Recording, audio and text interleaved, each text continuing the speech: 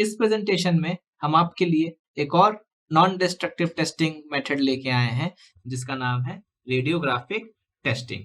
अब इस मेथड में हम लोग, ये मेथड जनरली यूज किसके लिए होता है? इंटरनल डिफेक्ट्स को आइडेंटिफाई करने के लिए, इंटरनल इरेगुलरिटीज या इंटरनल डिफेक्ट्स को आइडेंटिफाई करने के लिए ये मेथड यूज होता है। इंटरनल के लिए ही, सरफेस डिफेक्ट्स के लिए ये इस्तेमाल नहीं होता। अल्ट्रासोनिक क्या था? सरफेस और इंटरनल दोनों के लिए था। मैग्नेटिक क्या था?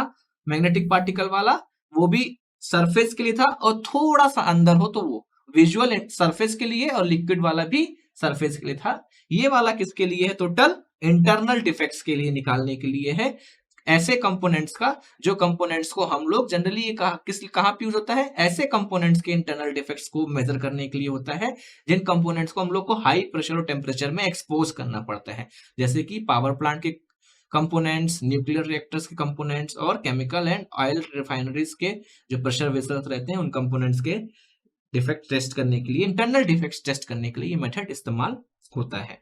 अब इस मेथड में हम लोग करते क्या है, जो भी ऑब्जेक्ट की टेस्ट करनी पड़ती रहती है उसको क्या करते हैं, एक रेडियोग्राफिक टेस्ट से परफॉर्म कराते हैं, उसमें एक रेडिएशन पास कराते हैं, मतलब जो ऑब्जेक्ट को टेस्ट करना है उससे एक रेडिएशन पास कराते हैं, और उस रेडिएशन को जब ऑब्जेक्ट से पास करा दिए तो ऑब्जेक्ट के अपोजिट साइड में एक रिकॉर्डिंग मीडियम प्लेस कर देते हैं, जो कि जो रेज ऑब्जेक्ट से पास होके आ रही हैं उस रिकॉर्डिंग मीडियम में रिकॉर्ड कर जाती हैं, रिकॉर्ड की जाती हैं।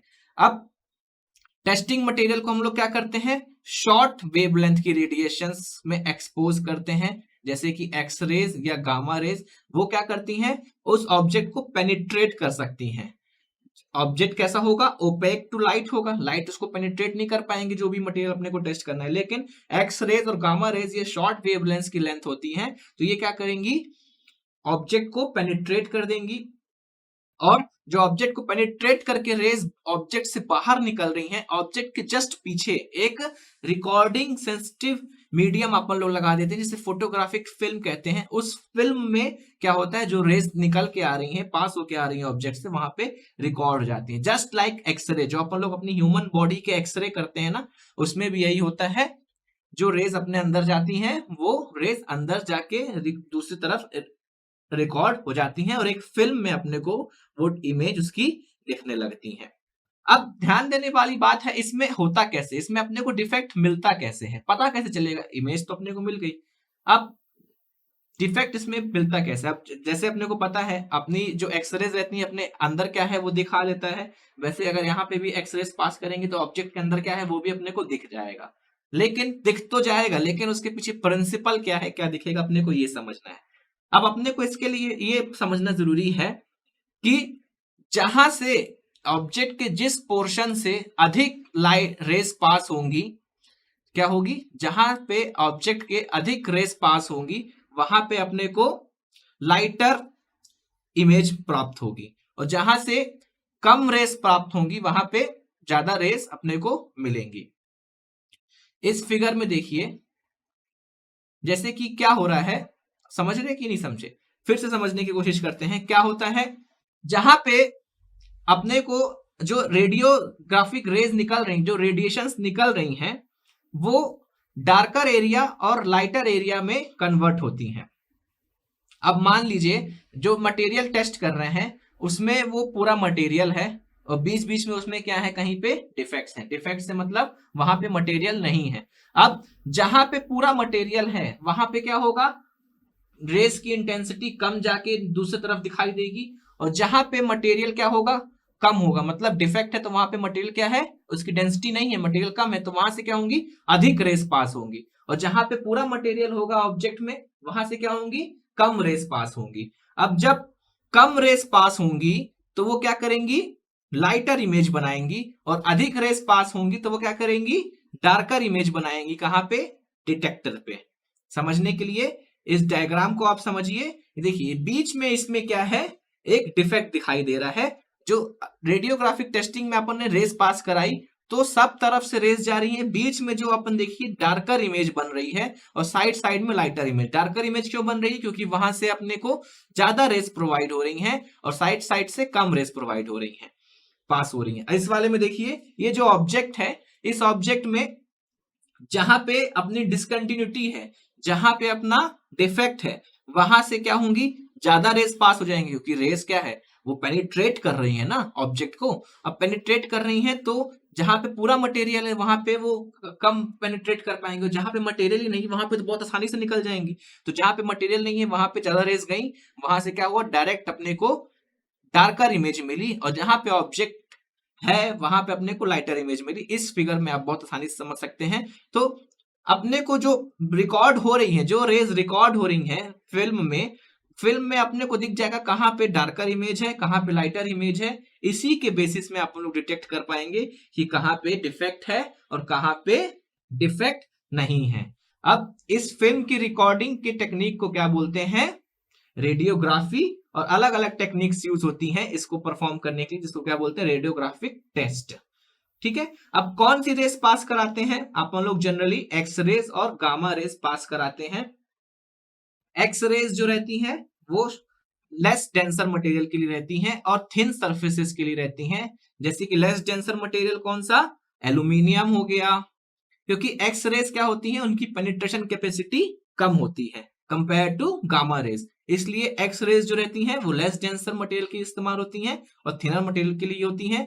गामा रेस जो रहती हैं वो, अब एक्स रेस जो हो रही, पहले एक्स रेस को कंप्लीट करते हैं। एक्स रेस किसके लिए है, लेस डेंसर मटेरियल के लिए, क्योंकि उनकी वेवलेंथ कम होती है तो वो उनकी पेनिट्रेटिंग कैपेसिटी कम होती है। पेनिट्रेटिंग कैपेसिटी कम होगी तो जो मटेरियल डेंस नहीं होगा, कम डेंस होगा, तो उसको वो आप आसानी से पेनिट्रेट कर पाएंगी और पेनिट्रेट करने के बाद आसानी से उसकी इमेज क्लियर बना पाएंगी। और इसकी पेनिट्रेशन कैपेसिटी कम होती है, इसलिए ये थिन ऑब्जेक्ट्स के लिए रहती हैं, थिन ऑब्जेक्ट्स के लिए रहती हैं, इसलिए ये पेनिट्रेशन कैपेसिटी कम रहती है, इसलिए ये थिन ऑब्जेक्ट्स के लिए बहुत आसानी से इस्तेमाल किया जा सकती हैं। स्मॉल डिफेक्ट्स इसमें जो रहते हैं डिटेक्ट होने में थोड़ी सी डिफिकल्टी होती है। ये जनरली कहां पे यूज होती है, कास्टिंग फोर्जिंग के इंटरनल डिफेक्ट्स को आइडेंटिफाई करने में होती है। अब दूसरी तरफ गामा रेज जो रहती हैं ये मच शॉर्टर वेवलेंथ की होती है, मतलब इनकी वेवलेंथ जो रहती है वो एक्स रेज से भी कम होती है गामा रेज की। अब वेवलेंथ जितनी कम होगी पेनिट्रेटिंग कैपेसिटी उतनी ज्यादा होगी, तो गामा रेज की पेनिट्रेटिंग कैपेसिटी और ज्यादा होती है, इसलिए गामा रेज जो रहती हैं लार्ज मतलब थिक मटेरियल के लिए इस्तेमाल होती हैं और डेंस मटेरियल के लिए गामा रेस अपन लोग इस्तेमाल करते हैं डिफेक्ट फाइंड करने के लिए। और गामा रेस का एक और फायदा क्या है कि जब गामा रेस निकलती हैं तो वो ऑल डायरेक्शन में स्कैटर्ड होती हैं। गामा रेस क्या होती हैं, एक ही डायरेक्शन में नहीं निकलती, सारे डायरेक्शन में स्कैटर्ड होती हैं, स्कैटरिंग होती है। इससे क्या होता है, कई सारी कास्टिंग्स और कई सारे ऑब्जेक्ट्स अपन लोग गामा रेस से एक साथ एनालिसिस कर रहे हैं। अब ध्यान दीजिए, रेस जो है कई डायरेक्शन में निकल रही हैं, तो यहाँ पे भी कास्टिंग रख दी, यहाँ पे मटेरियल रख दी, यहाँ पे मटेरियल रख दी, सारे मटेरियल को अपन लोग क्या किया, पीछे रेडियोग्राफिक फिल्म लगा दी, सारे मटेरियल की टेस्टिंग अपन ने क्या की, एक साथ कर ली, क्योंकि गामा रेस क्या हो रही है, स्कैटर्ड हो रही है। बट गामा रेस को क्या लगता है, टाइम जो लगता है वो ज्यादा लगता है कंपेयर टू एक्स रेस। क्यों, क्योंकि उसको ज्यादा पेनिट्रेशन करना है। उसके बाद एक और टेक्निक होती है न्यूट्रॉन रेडियोग्राफी, जिसमें हम लोग न्यूट्रॉन की बीम पास कराते हैं, कहां से, ऑब्जेक्ट्स के। ये क्या होती है, हाई फ्रीक्वेंसी रेडिएशन रहती है, और ये काहे के लिए इस्तेमाल होती है, फॉर वेरी लाइट मटेरियल्स के लिए, बहुत ही हल्के मटेरियल्स के लिए, जैसे प्लास्टिक्स, एक्सप्लोजिव्स, रबर कंपोनेंट्स के लिए, पेपर प्रोडक्ट्स के लिए इस्तेमाल होती है न्यूट्रॉन रेडियोग्राफी। जहां पे एक्स रेज और गामा रेज हम लोग इस्तेमाल नहीं कर सकते, वहां पे न्यूट्रॉन रेडियोग्राफी बहुत ही हल्के और पतले प्रोडक्ट्स के लिए न्यूट्रॉन रेडियोग्राफी बहुत आसानी से टेस्टिंग कर सकती है। अब जो रिकॉर्डिंग कर रहे हैं अपन लोग, क्या कर रहे हैं, रेज को ऑब्जेक्ट से पास करा रहे हैं, ऑब्जेक्ट से रेज निकली, पीछे कहां पे गई, पीछे ऑब्जेक्ट्स के पीछे फिल्म लगी हुई है, कोई भी रिकॉर्डिंग मीडियम लगा हुआ है जहां पे वो रेज रिकॉर्ड हो रही हैं। जहां पे डिफेक्ट होगा वहां से ज्यादा रेज जाएंगी, तो वहां पे डार्कर इमेज क्रिएट करेंगी पीछे रिकॉर्डिंग मीडियम में। जहां पे डिफेक्ट नहीं होगा वहां से कम रेज जाएंगी और वहां पे लाइटर इमेज क्रिएट करेंगे रिकॉर्डिंग मीडियम में। तो रिकॉर्डिंग मीडियम कौन कौन से हो सकते हैं, अब अपन लोग उसको देखते हैं। रिकॉर्डिंग मीडियम 3 तरीके के हो सकते हैं, फिल्म रेडियोग्राफी, कंप्यूटर रेडियोग्राफी और डिजिटल रेडियोग्राफी।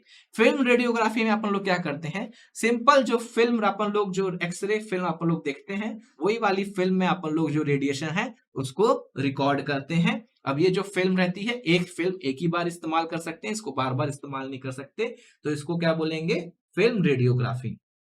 अब दूसरी होती है कंप्यूटर रेडियोग्राफी। कंप्यूटर रेडियोग्राफी में क्या करते हैं, एक रीयूजेबल, मतलब फिल्म रेडियोग्राफी में क्या होता है, जो फिल्म इस्तेमाल करते रिकॉर्डिंग के लिए वो बार बार इस्तेमाल नहीं कर सकते थे, एक बार टेस्टिंग हुई वो फिल्म अब दोबारा इस्तेमाल नहीं हो सकती। लेकिन जो कंप्यूटर रेडियोग्राफी में क्या होता है, एक रीयूजेबल प्लेट अपन लोग इस्तेमाल करते हैं, फ्लेक्सिबल प्लेट इस्तेमाल करते हैं, जिसको एक कैसेट में लोड कर देते हैं। कैसेट में लोड कर दिए और कैसेट को हम लोग क्या किया, एक लेजर रीडर में प्लेस करा in a same manner like traditional film radiography. और जब कैसेट को लेजर मीडियम में हम लोग प्लेस किया तो वो स्कैन किया लेजर ने उसको, कैसेट को, और उस स्कैन करके एक डिजिटल इमेज उसकी क्रिएट कर दी। डिजिटल इमेज क्रिएट कर दी जो अपने को ऑब्जेक्ट से इमेज बन रही थी फिल्म में, उसको एक कंप्यूटर में इमेज कर दी। तो इससे क्या हुआ, उस कैसेट को हम लोग दोबारा क्या कर सकते हैं, इस्तेमाल कर सकते हैं किसी दूसरे ऑब्जेक्ट की टेस्टिंग करने के लिए। क्लियर हुआ? इसमें रियूजेबल प्लेट होती है जिसको एक कैसेट में लोड करते हैं, कैसेट को लेजर में एक्सपोज करते हैं, लेजर उसकी क्या करती है, रीडर को, लेजर रीडर क्या करता है, उसकी एक डिजिटल इमेज क्रिएट कर देता है। वापस से उस कैसेट को, उस रियूजेबल प्लेट को अपन लोग इस्तेमाल कर सकते हैं दूसरे टेस्टिंग ऑब्जेक्ट के लिए। तो ये हो गया कौन सा, कंप्यूटेड रेडियोग्राफी। इसमें बार बार यूज हो सकता है, फिल्म रेडियोग्राफी में बार बार इस्तेमाल नहीं हो सकता। फिर उसके बाद आता है डिजिटल रेडियोग्राफी। डिजिटल रेडियोग्राफी आपने सुना होगा डिजिटल एक्सरे। उसमें क्या होता है, जैसे ही स्कैन हुआ, पहले क्या होता था, स्कैन होता था एक फिल्म में निकल के आता था, अब क्या होने लगा, स्कैन हुआ अपना बॉडी पार्ट, स्कैन होके क्या हुआ, कंप्यूटर में एक डायरेक्ट इमेज अपने को मिलने लगी। तो उसको क्या बोलते हैं, डिजिटल एक्सरे या डिजिटल रेडियोग्राफी। डिजिटल रेडियोग्राफी में भी यही होता है, जैसे ही अपन ने रेस पास कराई ऑब्जेक्ट से, उसकी जो भी इमेज है अपने को रिकॉर्ड हुई वो कहाँ पे मिलेगी, डायरेक्ट एक डेडिकेटेड कंप्यूटर में मिल जाएगी, डिस्प्ले में मिल जाएगी। उसको अपन लोग क्या बोलेंगे, डिजिटल रेडियोग्राफी। तो ये कौन सा मेथड था आपका, रेडियोग्राफिक टेस्टिंग मेथड था, जो कि किसके लिए होता है, इंटरनल, सबसे बड़ी ध्यान बात, इंटरनल डिफेक्ट्स के एनालिसिस के लिए कौन सा मेथड यूज करते हैं, रेडियोग्राफिक टेस्टिंग मेथड अपन लोग इस्तेमाल करते हैं। इसकी वेरियस टेक्निक्स अपन ने देखी, कौन कौन सी रेस पास करा सकते हैं, एक्सरे, गामा रे और न्यूट्रॉन बीम। एक्सरे किसके लिए, कम डेंस ऑब्जेक्ट के लिए और थिन ऑब्जेक्ट के लिए, गामा रेस और शॉर्ट वेव्स की होती हैं, वेवलेंथ होती है, तो गामा रेस थिक ऑब्जेक्ट के लिए और ज्यादा डेंस मटेरियल के लिए इस्तेमाल हो सकती हैं। उसके बाद न्यूट्रॉन जो रहती है, न्यूट्रॉन बीम, वो बहुत ही लाइट मटेरियल के लिए, जैसे पेपर, प्लास्टिक, इसके लिए इस्तेमाल हो सकती है। और रिकॉर्डिंग टेक्निक कौन कौन सी है, film radiography, computer radiography and digital radiography. So this is all about radiographic testing methods. I hope आपको ये मेथड बहुत अच्छे से समझ में आया होगा। Thanks for paying your attention.